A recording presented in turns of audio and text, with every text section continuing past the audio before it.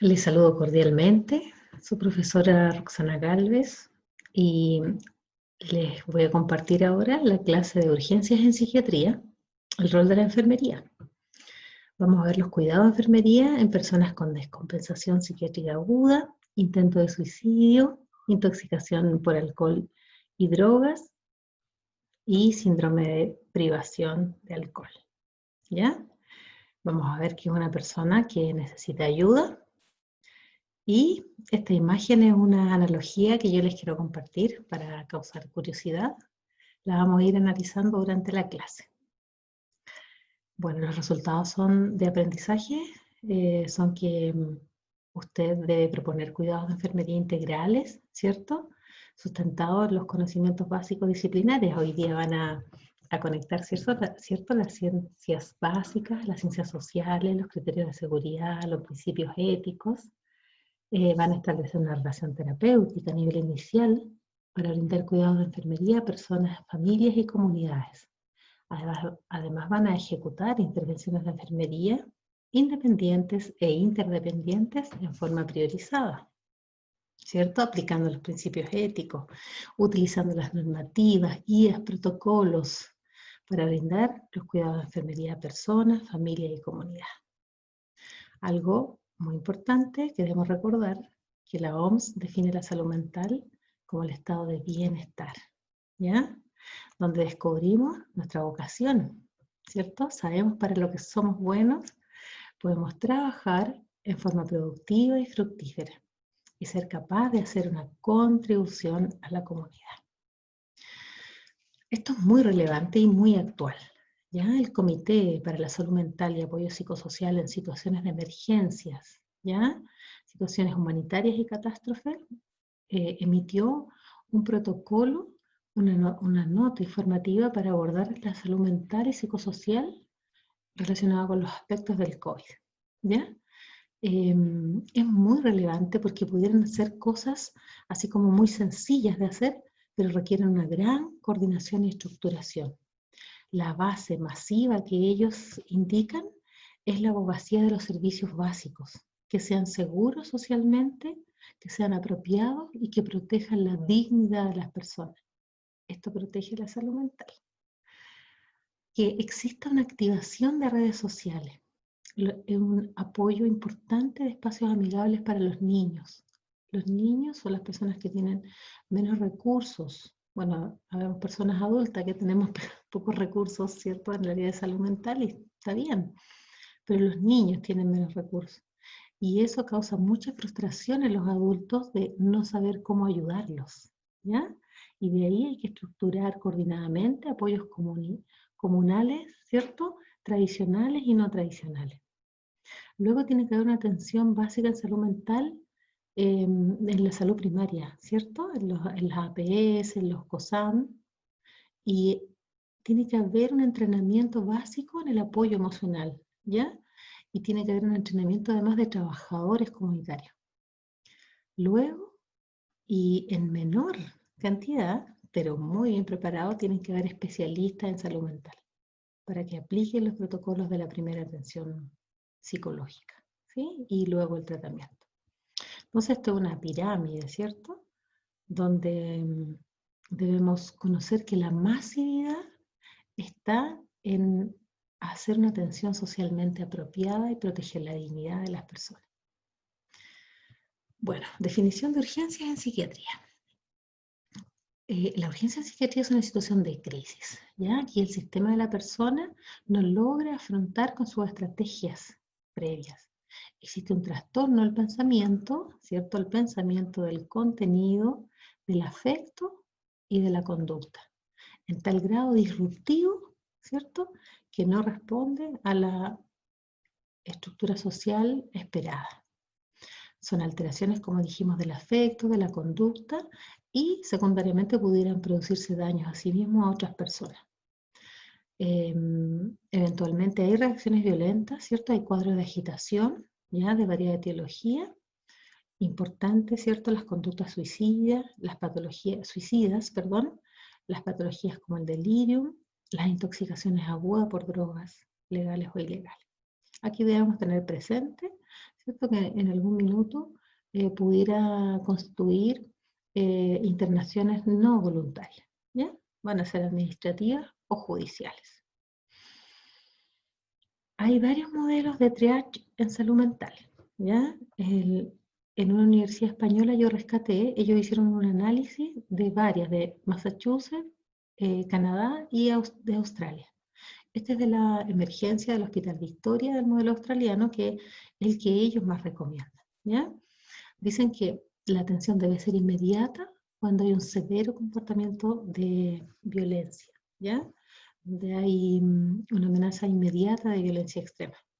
Luego la persona pudiera esperar 10 minutos, si hay un comportamiento, ¿cierto?, violento, hay amenaza inmediata, pero yo me puedo entender, me puedo comunicar con él y me entiende que puede esperar 10 minutos, ¿ya? ¿Me entiende? Si logro esa comunicación, me puedo esperar 10 minutos. Luego, pudiera esperarme 30 minutos si hay una alteración del comportamiento y de otras afecciones psiquiátricas, ¿ya? Pero no hay violencia ni amenaza de violencia contra sí mismo, contra el otro, ¿ya? Pudiera estar levemente agitado, pudiera tener una ideación, yo lo puedo dejar acompañado, pero pudiera esperar la atención médica y de enfermería. Luego el nivel 4 pudiera esperar hasta 1 hora cuando hay alteraciones del comportamiento y psiquiátricas, ¿cierto? Problemas mental semiurgente y, y pudiera estar en observación, ¿ya? No hay riesgo de daño inmediato a sí mismo ni a otro. Y pudiera esperar hasta 120 minutos, sobre todo personas con alteraciones del comportamiento conocidas, ¿ya? Que asisten regularmente a una institución de salud y es una persona que la conozco y me puedo comunicar con ella y sabe que por alguna razón puede esperar, ¿ya? En el nivel 1, yo pudiera tener una persona conocida, conocer el comportamiento de amenaza violenta, ¿cierto? Aunque sea conocida, yo la tendría que atender al tiro. Pero acá, en esta oportunidad, me quedo tranquila porque no hay riesgo de violencia para sí mismo o para otros inmediato, ¿ya? Bueno, ¿cuáles son las urgencias específicas que vamos a ver? Vamos a ver la persona agitada, violenta, el trastorno de ansiedad, la persona suicida, urgencias en psicogeriatría, las urgencias en consumo de alcohol y los efectos adversos de otras drogas. Esta situación puede ocurrir en cualquier contexto, ¿ya? Pero principalmente lo vamos a ver en los hospitales de día, en los cuidados intensivos de psiquiatría, en cuidados para población adulta o infanto-adolescente, ¿cierto? En las unidades de corta estadía, lo que era la ex corta estadía, en los medios privativos, hospitales psiquiátricos, clínicas psiquiátricas, servicios de urgencia, SAMU y comunidad. Cuando hay una persona con agitación psicomotora, ¿cierto? La vemos con una manifestación de perturbación, ¿ya? Aquí hay una alteración del sistema nervioso central que se presenta en patologías psiquiátricas, patologías orgánicas. Aquí hay algo que yo les quiero hacer un alcance, porque siempre la literatura de hace más de 20 años hablaban de descartar la patología orgánica de psiquiátrica. Y hoy día tenemos que entender que la patología psiquiátrica es orgánica, ¿cierto? Porque hay una desregulación metabólica, ¿cierto? De electrolitos, de neurotransmisores, ¿ya? Y puede estar relacionado a veces con consumo y privación, y también privación de sustancias. Aquí el episodio de agitación es vital la orientación diagnóstica, ¿ya? Porque hay que saber por qué está ocurriendo. Y esto puede ir desde un desborde emocional moderado, ¿cierto? Un descontrol leve, ¿cierto? Solo con puños apretados, mandíbula tensa, ¿cierto? Hasta un grave descontrol. Es más frecuente en psicosis, cuadros maníacos, déficit cognitivo, trastorno de personalidad, esquizofrenia y consumo de alcohol y otras drogas, ¿ya? Y en depresión con psicosis. Miren, estos antecedentes son muy interesantes. Resulta que en el año 2001 hicieron un estudio exploratorio de sentimiento al personal de la urgencia, ¿ya? El personal que recibe la mayor cantidad de estas personas. Y le preguntaron, ¿cómo les gustaría ser tratado en caso de sufrir un desajuste o estar en crisis con agitación psicomotora? Todos respondieron, ¿sí? todos señalaron que les gustaría ser acogidos con cariño, comprensión, en un ambiente lo más familiar posible y con toda privacidad. Miren, así es que es un tema a tener en cuenta, ¿ya? Aquí hay un estudio que les quise compartir de población militar, donde se observaron, ellos revisaron 15 años, expertos forenses a pacientes fallecidos y que habían sido víctimas de contención y habían muerto por muerte súbita, ¿ya? Miren qué importante.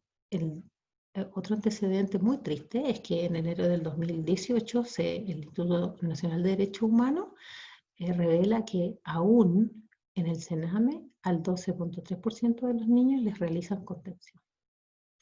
La OMS habla que la violencia produce 1.4 millones de muertes al año. Esto es un tema de violencia, ¿cierto? De no respeto a los derechos humanos. Aquí hay otro antecedente, ¿cierto? Del hospital Dr. José Horvitz, ¿cierto? El Instituto de Urgencia en Psiquiatría, que habla de un año de revisión de cuáles son las consultas más frecuentes en urgencia. Y es relevante cómo los trastornos esquizoides han disminuido y han aumentado las consultas por abuso de sustancia, alcohol y los trastornos afectivos. Independiente del nombre de los diagnósticos, el 74% tuvo algunas conductas agresivas, ¿ya? Hay otra información que dice que los datos igual son escasos, aquí hay datos más bien antiguos, pero hay uno del 2011, perdón, del 2006, que dice que el 1.7 millones de emergencias psiquiátricas anuales son con agitación, ¿ya? Pero esto igual es relevante que sea antiguo porque se supone que había un gran avance en el tratamiento de los trastornos psiquiátricos y eso hace que no existan descompensaciones. Generalidades en fisiopatología son muy interesantes. Entonces, ¿qué ocurre? ¿Cierto? Una persona muy frecuente, no es malo, no es estigma. Yo, así como puedo tener diabetes, puedo tener un trastorno afectivo, ¿cierto? Un trastorno de adicción, un trastorno de personalidad y entonces mi corteza prefrontal está modulada a actos impulsivos gatillados por el estímulo que causa temor, ¿ya? Y resulta que puede haber un estímulo interno o externo, ¿ya? ¿Y cuál va a ser mi conducta preponderante? Un desbalance entre las influencias regulatorias de la corteza prefrontal con la hiperrespuesta de la amígdala, ¿cierto? La amígdala responsable de esto de las emociones, del miedo, de la reacción y de la reacción a la agresión sobre todo, y de la región límbica que participa en la evaluación afectiva, ¿ya? Este circuito mesocórtico límbico, ¿cierto? Está muchas veces con inhibición de la inhibición, así es el concepto, y se produce una conducta desadaptativa y desorganizada, ¿ya?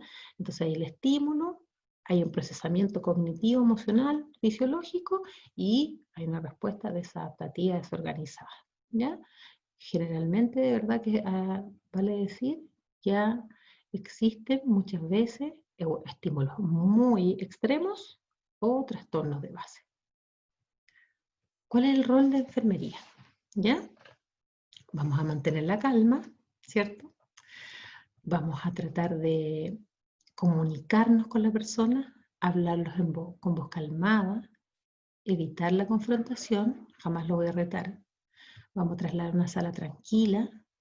Siempre es interesante esto de la sala tranquila porque de verdad que los estímulos, esas bullas, si lo tengo en medio del pasillo, no ayuda en nada, ¿ya?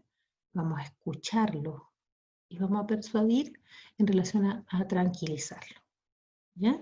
Importante explicar el tratamiento farmacológico que va a aliviar su sintomatología. Ser empáticos y validar este desazón, esta sintomatología dolorosa, ¿ya? Vamos a monitorizar.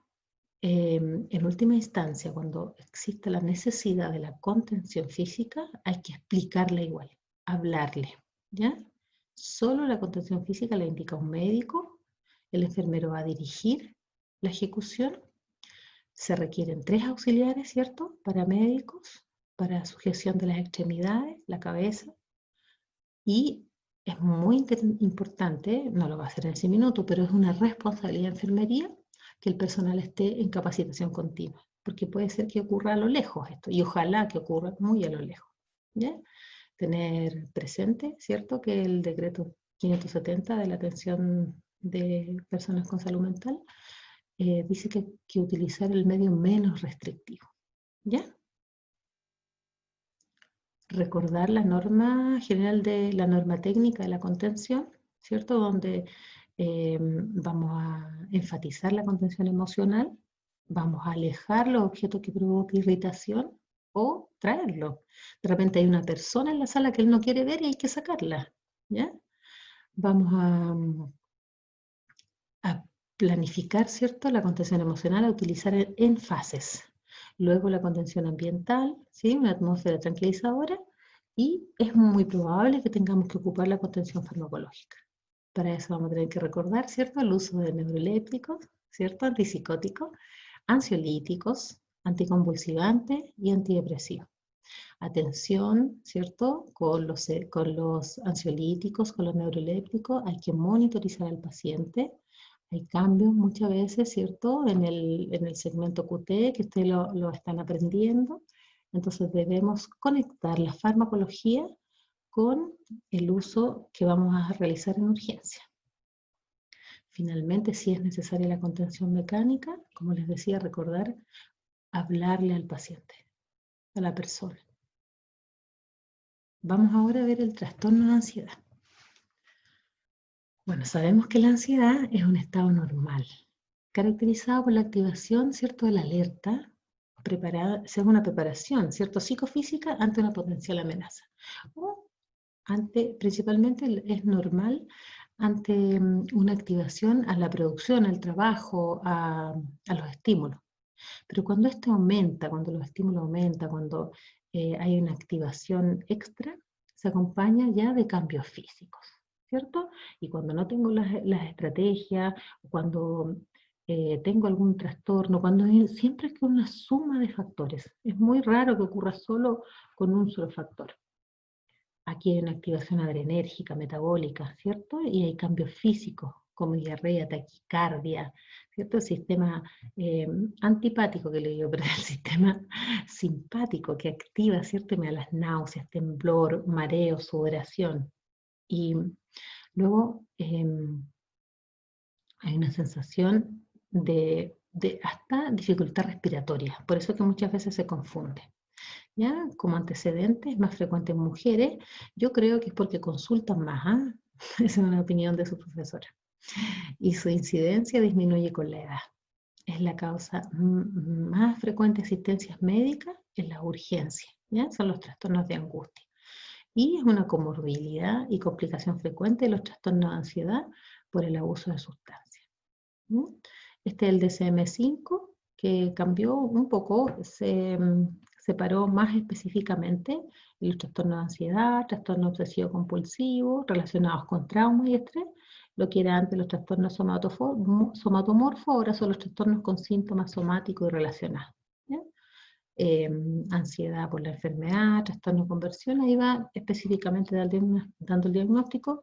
Hay mucha sintomatología que comparte los trastornos. La epidemiología, como les contaba, hay una prevalencia en la población de un 11.8%. En psiquiatría de urgencia, un 15.6% acudió con síntomas de ansiedad y un 25% fue diagnosticado con algunos de los trastornos de ansiedad de CIE-10. Hoy día la revista de Lancet, en marzo del 2020, está muy alarma por el hecho del confinamiento, alarma que los trastornos de ansiedad van a ser y los trastornos de estrés postraumático van a ser muy, muy frecuentes posterior al confinamiento. ¿Qué es importante? Descartar otras patologías. Yo lo puedo ver con una dificultad respiratoria importante, ¿ya? Entonces hay que monitorizarlo. El médico va a tener que descartar, ¿cierto? Un infarto, una trombosis pulmonar, ¿ya? Un tromboembolismo pulmonar, perdón. Intoxicación, abstinencia. Hay que identificar otros trastornos previos. Hay que preguntar si está en tratamiento por otro cuadro. si tuvo algún problema de estrés postraumático y monitorizar, ¿cierto? El equipo realiza un tratamiento sintomático. Inicia el tratamiento hasta que sea evaluado por el especialista. Calma mucho, poner oxígeno, monitorizar, acompañar.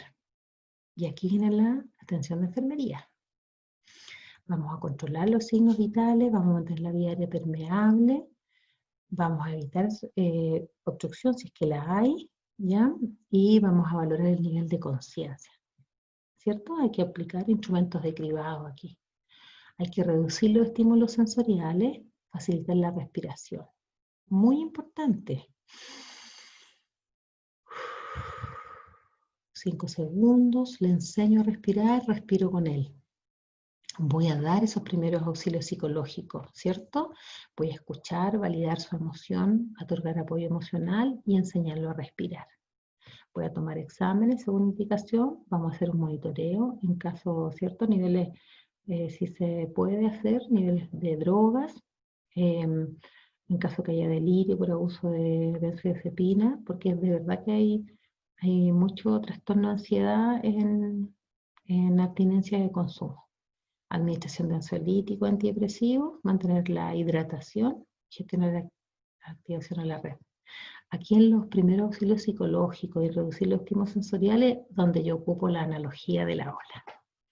Y no es porque a mí se me haya ocurrido tan brillantemente, pero es porque hay muchos antecedentes que el craving, que le dicen esta ansiedad, este trastorno ansioso, es como una ola, ¿ya? Y uno lo convence a la persona de que va a pasar, ¿ya? De que viene esa sensación muy desagradable, pero pasa, y porque efectivamente pasa, ¿ya? Con la respiración, con el acompañamiento, con la contención. Bueno, si es que no es otra situación, ¿cierto? Patológica orgánica. Si es que es el trastorno de ansiedad específicamente. Suicidio. Bueno, aquí esto es un tema muy complejo. Se puede abordar absolutamente, podemos prepararnos para abordarlo, tenemos que saber, leer, entrenarnos en cómo conversarlo, cómo proteger a las personas, ¿ya? De los intentos de suicidio, de suicidas.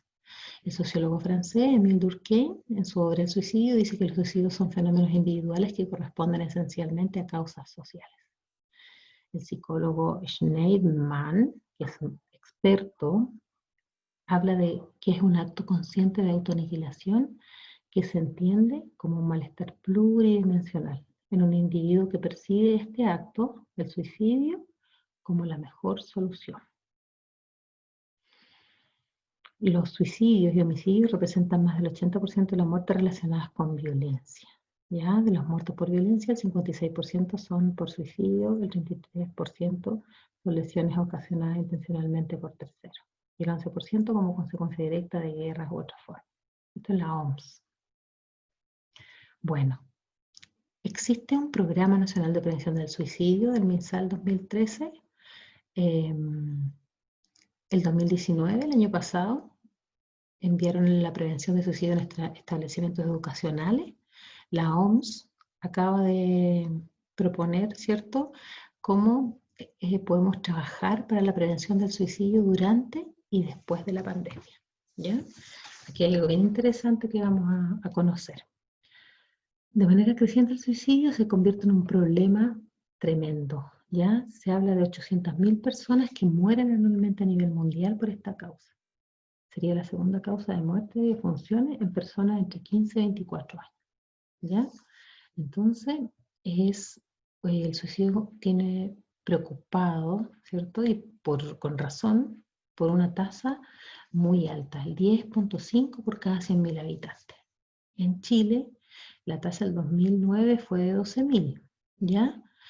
Y 20,6 en hombres y 5 en mujeres. Revisé la unidad médico-legal del 2017 y habla de 10,3, ¿ya? Por 100.000 habitantes. Está un poco más baja, pero después vamos a ver un valor que es muy preocupante. ¿Qué es lo que propone la OMS para prevenir antes y durante la pandemia? es muy fortalecer, o sea, es muy orientador, y si las políticas públicas y las unidades responsables de la salud lo hacen, pudiera ser muy práctico, pudiera ser así como de perogrullo, digo yo, pero va a ser muy útil. Se debe planificar la capacitación de voluntarios, ¿ya? Todas las personas pueden aprender a ser voluntarios en la prevención de los actos suicidas. Eso es importante. Tiene que haber regulación de acceso al alcohol. No puede ser que se eleven exponencialmente los consumos de alcohol en pandemia.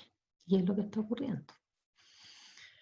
Tiene que haber disminución de acceso a medios letales.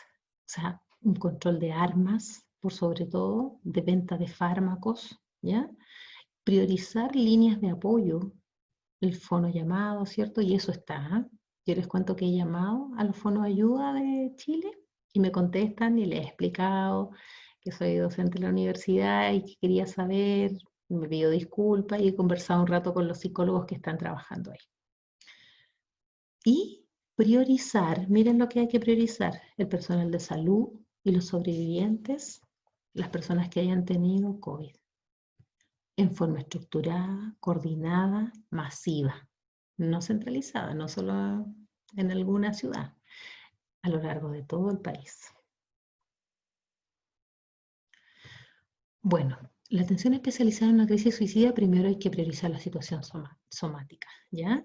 Es frecuente en Chile que se consuman venenos que se ocupan en la casa, opiáceos o benzodiazepinas. De aquí hay que aplicar, ¿cierto?, el control de signos vitales, la monitorización, la vía venosa, intravía venosa, administrar oxígeno. Hay que consultar al CITUC, al Centro de Toxicológico, ¿cierto?, en la Universidad Católica, para ver si, ellos tienen todos los antecedentes de los crisis suicidas por opiáceo, benzodiazepina u otros venenos. Utilizar carbón activado en caso que la ingesta sea menor a, si no hay antídoto, si la ingesta es menor a 2 horas, utilizar carbón activado, ¿cierto? No se usa en intoxicación por litio. Lo más probable es que quede hospitalizado, ¿cierto? Recordar que debe usar laxantes, o sea, evaluar la necesidad de eliminación, ¿cierto? En caso de usar carbón activado, hacer balance hídrico, ¿cierto? Si hubo un plan estructurado con alta letalidad, si hay intentos previos, si hay gran impulsividad, signos psicóticos, de todas maneras se tiene que quedar hospitalizado. Ahí va a haber una autolesión, ¿cierto? Se deriva a psiquiatría. Si por alguna razón fue muy leve, si se evalúa, como lo vamos a ver más en la lámina posterior, y está de alta y remite a domicilio, debe ser siempre bajo la supervisión de un familiar, debe estar acompañado. Aquí está la atención de enfermería. Entonces, controlada la urgencia, vamos a tomar en serio a la persona, nos vamos a presentar, lo vamos a llamar por su nombre. Aquí hay varios antecedentes que hablan los programas de prevención de suicidio, de que el nombre de una persona te trae de dónde estás, de dónde tu mente está, te trae al momento actual. No ser hostil, no confrontar, no dejarlo solo. Sin confrontar, voy a hablar igual directamente de las ideas suicidas. ¿Por qué intento matarse? Porque debo descubrir si es una idea suicida activa o pasiva. Si dice estuve pensando en un método para morir en silencio, es una idea activa. Si dice, ay, ojalá me diera un infarto y me muera, es una idea pasiva. ¿Cierto? Porque que otra cosa pase para que yo muera, no que yo haga algo. Vamos a preguntarle, ¿puede escribir el método? ¿Tiene armas en su casa? ¿Tiene fármacos? Como del futuro. ¿Alguien le dijo que debía matarse? Al preguntarle, ¿alguien le dijo que debía matarse? Ahí vemos el contenido del pensamiento, ¿cierto? Siempre vamos a buscar factores protectores, una red familiar, ¿ya?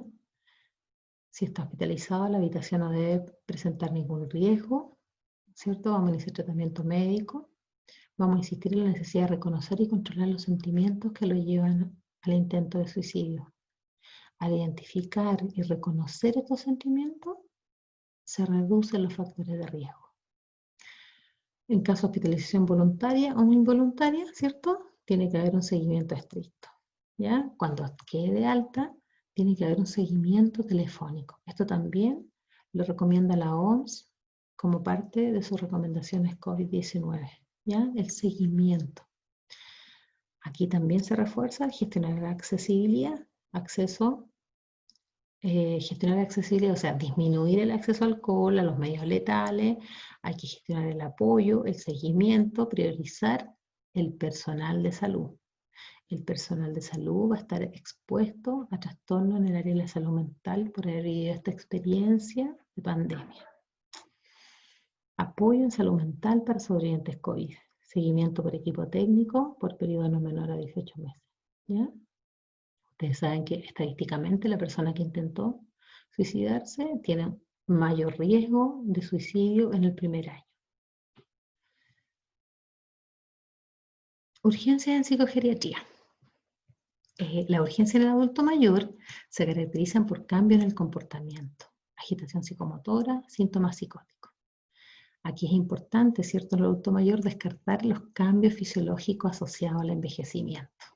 Tratamiento farmacológico que ellos ocupen, ¿cierto? Y conocer la farmacocinética de tratamiento que están utilizando. ¿Qué tipos en general de urgencia? Vamos a ver el delirio, síndrome demencial, síndrome depresivo, riesgo suicida, ansiedad, psicosis, alucinosis. Lo que se ve frecuentemente en urgencia es, bueno, el delirio. Aquí habla Chinchilla, ¿cierto? El Ramírez y Barbudo en el libro Chinchilla de urgencias en psiquiatría habla que se estima cifra en torno al 25% de los adultos mayores con alguna patología mental significativa. Y acá está el dato que yo les quería compartir, que es realmente alarmante. En Chile, los mayores de 80 años tienen la cifra de suicidio más alta dentro del mundo. Llega a 17.7 por cada 100.000 habitantes. Seguido por el grupo 70-79 años, que está en 15.4. Es escalofriante esto. Y está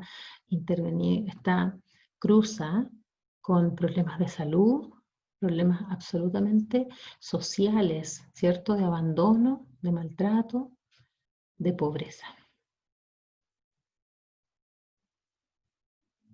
El delirio, ¿cierto? Aquí están algunos datos epidemiológicos, estos son más frescos, son del 2017. Dice que los servicios de urgencia, el 17% de los adultos mayores, el 40% de los residentes de hogares han sufrido un episodio de delirio. Los pacientes que se hospitalizan, el 18 al 35%, ¿ya? Y en salas de postoperado, unidad de cuidado intensivo, o sea, esto es absolutamente transversal. Lo vamos a encontrar en diferentes unidades, en salas geriátricas y salas de cuidados paliativos. Miren, entre el 50 y el 80% puede tener un episodio de delirio durante la hospitalización. Entonces, ¿qué es relevante? ¿Qué sabemos, cierto? El delirio tiene un inicio brusco, irreversible. Y es la alteración de la atención, está desatento, el pensamiento está desorganizado, ¿cierto? Te va a decir una cosa y se le cruza otra palabra y hay alteración del nivel de conciencia. ¿Ya? ¿Dónde estamos? No sabes. ¿Qué día es? Descartar diagnósticos de las causas e instaurar un tratamiento etiológico. La idea es, me explico, buscar la causa de esta situación. El delirio siempre es secundario a otra cosa, ¿ya? Entonces, se prioriza no tratar farmacológicamente, monitorizar, estabilizar la función cardíaca respiratoria, reducir los estímulos sensoriales y pesquisar a qué se debe, ¿cierto?, el trastorno, buscar la causa diagnóstica, la etiología de esto. Aquí hay algo muy relevante que tiene que siempre preocuparnos y ocuparnos. ¿Cuál va a ser el plan integral de cuidado al traslado y al alta? Otra cosa interesante del delirio es que muchas veces es sin agitación, ¿ya? La mayoría de las veces, más del 70% sin agitación. Entonces, nos puede pasar desapercibido. Por eso es que hay que aplicar instrumentos de cribado en el adulto mayor, ¿ya? ¿Cuáles son las consideraciones entonces? las modificaciones en la farmacocinética del adulto mayor. Hay a veces acumulación y toxicidad. Hay fármacos muy así, inocuos para los jóvenes, un antihistamínico, pero para ellos puede causar delirio. Entonces vamos a pensar en identificar el trastorno previo, aplicar instrumentos derivados como el CAM, por ejemplo. Vamos a estar atentos a su sistema cardiovascular, renal, hacer una anamnesis, ¿cierto? Si se dializa, y estar atento a reacciones extrapiramidales por sus fármacos, ¿ya? Estos temblores, ¿cierto? Estas cialorreas, la hipotensión ortostática, el mareo, atento a toda la sintomatología psiquiátrica de diversas patologías, estos desbalances en neurotransmisores producto de tratamientos por el cáncer, ¿ya? No es frecuente, pero sí se ve psicosis producto de quimioterapias. ¿Cuáles son las recomendaciones entonces? ¿Ya? En el adulto mayor siempre debo aplicar, en el adulto mayor con riesgo suicida, con diagnóstico de depresión, siempre debo aplicar la guía práctica para detección de riesgo suicida. Es muy interesante aquí, si yo veo, dice, si manifiesta ideas suicidas, 5 puntos. Si se niega a recibir ayuda porque considera inútil, a pesar de mantener una actitud adecuada en la entrevista, usted lo ve conectado, adecuado, pero dice, no, no quiero recibir ayuda. Y se suma con que manifieste ideas suicidas, ya tiene más de 9 puntos. Y una persona que debe ser remitida a un profesional especializado. ¿Ya? Recomendaciones en psicosis: descartar organicidad, déficit vitamínico, trastornos neurológicos, ¿ya? En manía, interesante el diagnóstico diferencial. Alucinaciones: si hay alucinaciones tengo que descartar uso crónico de alcohol u otro trastorno neurológico. Insomnio, por el problema frecuente del adulto mayor. Hay que derivar al especialista si es que puede consumir algún ajuste farmacológico y educar en toda la higiene del sueño. Y la ansiedad, hay que descartar enfermedad subyacente u otro problema social. ¿Ya? Es una situación distinta ahora. ¿Ya? Uno antes podía tener un acercamiento muy apoyador con el adulto mayor. Hoy día es diferente, es un tremendo desafío. ¿Cuáles son las urgencias del consumo de alcohol? ¿Ya? Epidemiología. Bueno, aquí fresco, 2018, la OMS dice que los chilenos consumen 9 litros de alcohol puro per cápita y que estamos pero por sobre el promedio. Yo estuve leyendo, revisando algunos artículos. Para peor noticia, los cálculos en gramaje, el nuestro es mayor, entonces como que estaríamos por sobre eso, por sobre los 9 litros. El número de personas adultas en Chile que presenta un trastorno de consumo de alcohol en los últimos 12 meses se estima que asciende a 260.000. Es decir, 2 de cada 100 personas mayores de 18 años. Esta prevalencia es mayor en caso de hombres, 3, y 0,8 mujeres. Trastorno por consumo. Ya hablábamos, ¿cierto?, de riesgo, perjudicial y dependencia. Y aquí habla de dependencia. El estudio de los costos económicos y sociales, esto es súper mala noticia, el estudio de costos económicos y sociales del consumo de alcohol en Chile, representado en la Facultad de Medicina de la Católica, dice que revela que el gasto relacionado al consumo de bebida alcohólica representa para el país 5 veces más de lo que recauda en impuestos por la venta de estos productos. O sea, más encima no hay ningún equilibrio de apoyo al país. Hablamos de la urgencia por consumo, ¿ya? Esto es muy interesante, es la fisiopatología y nos va a servir para entender por qué ocurre el síndrome de privación, ¿ya? Pónganme atención, miren. Aquí, esto quiere graficar un equilibrio, el equilibrio que está en nuestro cerebro, ¿ya? Luego viene la ingesta alcohólica, ¿cierto? Si yo tomo por una vez, tomo poco, hay un efecto, el etanol se une a los receptores GABA, ¿ya? El ácido gamma aminobutírico. Entonces, ¿qué hace el receptor GABA? Es un inhibidor, entonces permite la entrada del cloro a la célula y ahí me produce el efecto sedante, ¿ya? Por otro lado, cuando consumo, también inhibe los receptores NMDA, ¿ya? Que ellos impiden la entrada a la célula del calcio, sodio y potasio, aumentando la liberación de noradrenalina a nivel del locus ceruleus, que es lo que explica la euforia al inicio del consumo, ¿ya? Entonces yo por un lado, al inicio tengo un poco de euforia, pero de ahí tengo la sintomatología hipnótico-sedante, que es el nombre del alcohol. ¿Qué ocurre entonces? Hay un cambio adaptativo cuando yo sigo aquí, esta línea, cuando yo sigo el consumo persistente y en grandes cantidades, ¿cierto? ¿Qué ocurre? Existe un cambio adaptativo en mi cerebro y disminuyen los receptores GABA. Ya el GABA es un receptor inhibitorio. Entonces, consecuentemente, ¿cierto? La persona consume más para sentir ese estímulo, ¿cierto? Eufórico y de sedación agradable a su cerebro, entonces consume más. Y el cerebro además aumenta este número de receptores NMDA, ¿cierto? Para tener este estado de activación, de conexión, porque aquí los receptores son los receptores de la memoria, del aprendizaje, de la alerta. El locus ceruleus es el responsable de mi estado de alerta. Entonces, aumentan esas cantidades de receptores para estar alerta, porque estoy consumiendo mucho alcohol, y disminuyen los receptores GABA, ¿ya? Y así estoy con alto consumo, pero con este cambio adaptativo de disminución de receptores GABA y aumento de receptores NMDA para estar lo más alerta y conectado, ¿cierto? Para no caerme, para conversar. ¿Y aquí ocurre entonces?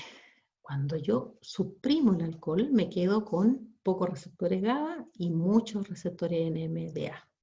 Hay una mayor actividad de los receptores adrenérgicos y ahí viene la taquicardia, la hipertensión, la diaforesis, la sudoración, ¿cierto? La irritabilidad, el temblor y pudiera ser las convulsiones. Hay un aumento, como dijimos, de este receptor NMDA, aumento de la sensibilidad a la noradrenalina y catecolaminas, y hay un aumento del calcio intracelular, lo que predispone a las convulsiones. ¿Bien? Los problemas asociados al uso de alcohol y otras drogas constituyen la principal causa de mortalidad y discapacidad por accidentes, principalmente en hombres menores de 45 años. La dependencia es una de las 10 primeras causas de años de vida saludables perdidos por discapacidad o muerte prematura. Aquí está el síndrome de privación por alcohol, ¿cierto? Dice 24 horas, pero es relativo a depender de la persona. Puede ser hasta 48 horas. Hay una expectación ansiosa, un temblor, irritabilidad, insomnio. Eso es leve. No pueden dormir, están en estado de alerta, ¿se acuerdan?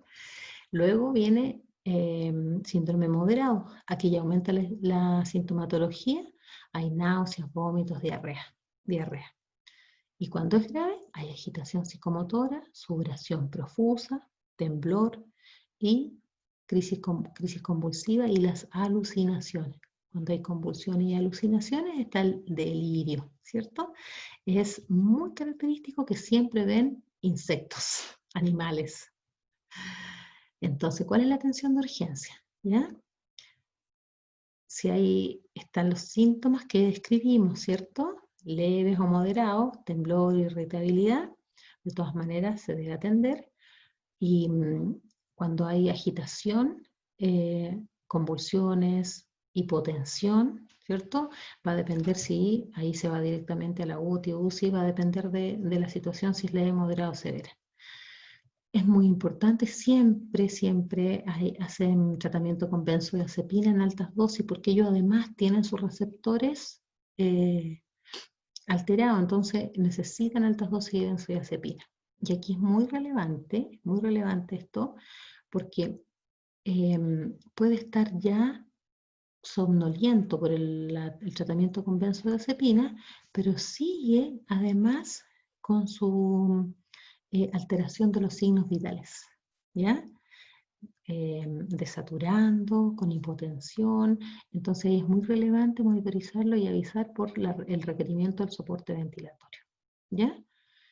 Se administra tiamina, es muy relevante, ¿ya? Porque en el síndrome de abstinencia ellos tienen uso crónico de alcohol y eso hace que tengan déficit de vitamina B1, ¿ya? La tiamina. Por eso no pueden procesar, metabolizar la glucosa. Entonces tienen que administrarse tiamina previo a la administración de suero glucosado, ¿ya? Eventualmente usan haloperidol, ¿ya? Como neuroléptico, antipsicótico, cuando persiste en la agitación psicomotora, ¿ya? Hay derivación a especialistas, psiquiatría, equipo interdisciplinario y gestionar inclusión a la red, posterior al alta.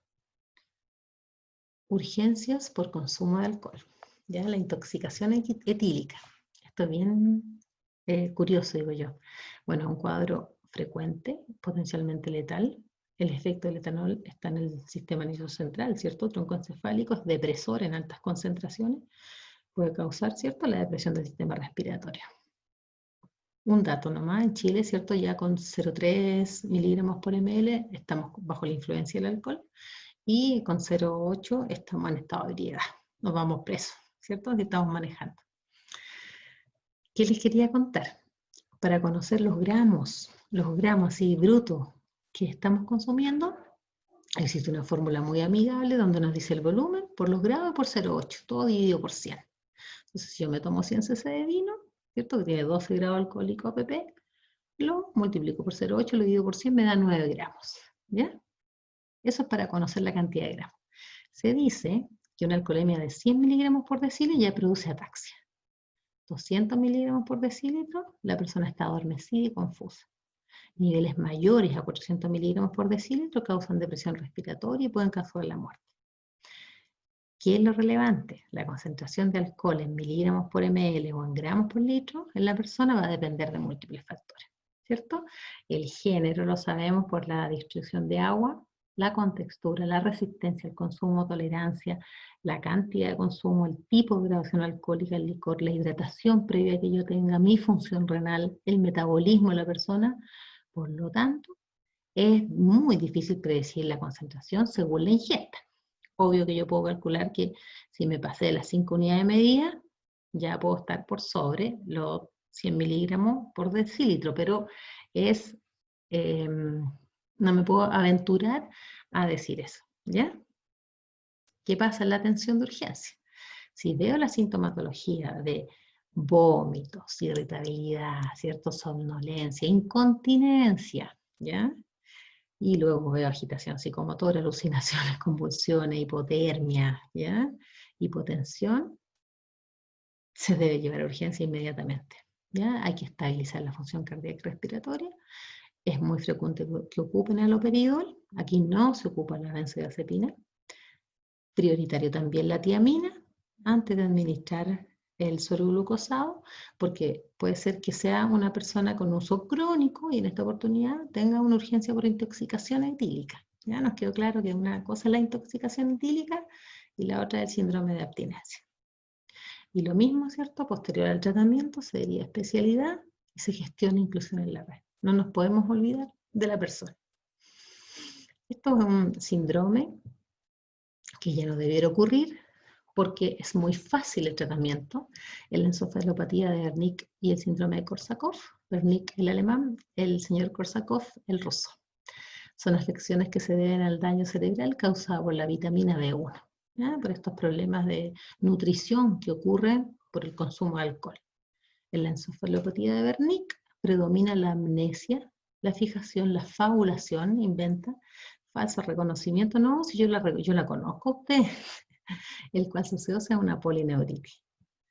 Frente al cuadro clínico de síndrome Korsakoff, lo más frecuente es el nistagmo bilateral, el nistagmo, ¿cierto?, ocular, la desorientación temporoespacial con confusión, hay una amnesia retrógrada, sobre todo para situar hechos biográficos. Por ejemplo, a las personas es raro que se le olvide cuándo nació su hijo. ¿Desde cuándo nació su hijo?